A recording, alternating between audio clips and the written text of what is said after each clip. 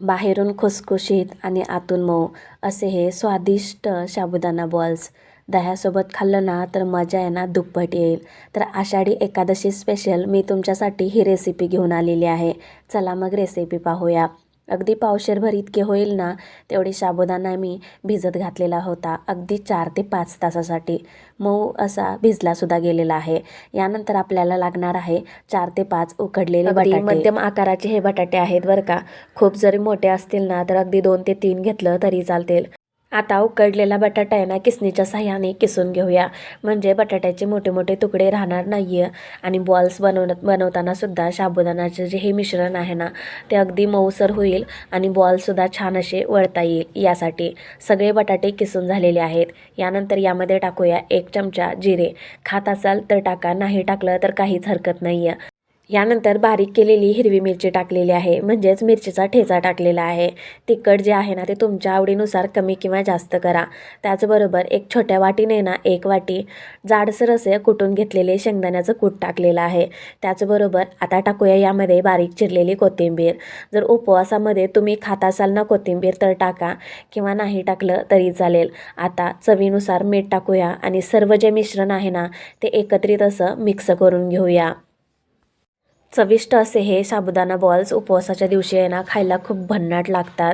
शेंगदाणा चटणी किंवा अगदी दह्यासोबत जरी खाल्लं ना तर ह्याची चव आहे ना अप्रतिम आहे बरं का, नेक्स्ट लेवलची.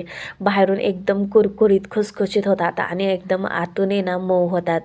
तर आहे ना लहान मुलांपासून ते मोठ्यांपर्यंत आवडणारा हा पदार्थ आहे ना एकदा नक्की करून पहा. आणि आता आषाढी एकादशी येत आहे, त्यामुळे उपवासाच्या दिवशी तर माझी ही रेसिपी नक्कीच करा. एकदम अचूक आहे, कुठेही चुकणार वगैरे नाही आहे. तयार असं मिश्रण सर्व असं एकजीव झालेलं आहे, म्हणजेच मळलं गेलेलं आहे. तर याचे आहे ना छोटे छोटे असे गोळे करून घेऊया, म्हणजेच गोलाकार आकारामध्ये बॉल्स करून घेऊया. आता तुम्हाला छोटे हवे असतील तर छोटे करा, किंवा जास्तच मोठे हवे असतील ना तर मोठे करू शकता. तर एक एक करून सर्व जे बॉल्स आहेत ना ते मी ह्याच सेम पद्धतीने बनवून घेतलेले आहे, एकदम छोट्या साईजमध्ये. तर एका साईडला आहे ना तेलसुद्धा गरम करायला ठेवलेलं आहे. तेलाचं तापमान आहे ना खूप मध्यमसर हवं आहे बरं का, खूप कडक नका करू, नाहीतर हे जे बॉल्स आहेत ना ते एकदम लगेच लाल होतील आणि आतून कच्चेच राहिले जातील. तर त्यासाठी तेल तळण्यासाठी खूप कमी घेत असाल ना तर अगदी 4-5 बॉल्स आहे ना असे तळण्यासाठी टाका, नाहीतर तेलाचं तापमान आहे ना खूप कमी होईल आणि हे जे बॉल्स आहेत ना ते फुटण्याची शक्यता असते. त्यामुळं जर जास्त तेल वापरत असाल ना तळण्यासाठी तरच जास्त बॉल्स सोडा तेलामध्ये.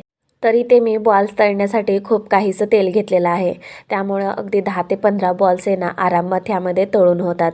तर सर्व जे बॉल्स आहेत ना तुम्ही पाहू शकता, अगदी त्याला आहे ना मिक्ससुद्धा करायची गरज नाही किंवा आलटीपलटी करायची सुद्धा गरज नाही आहे.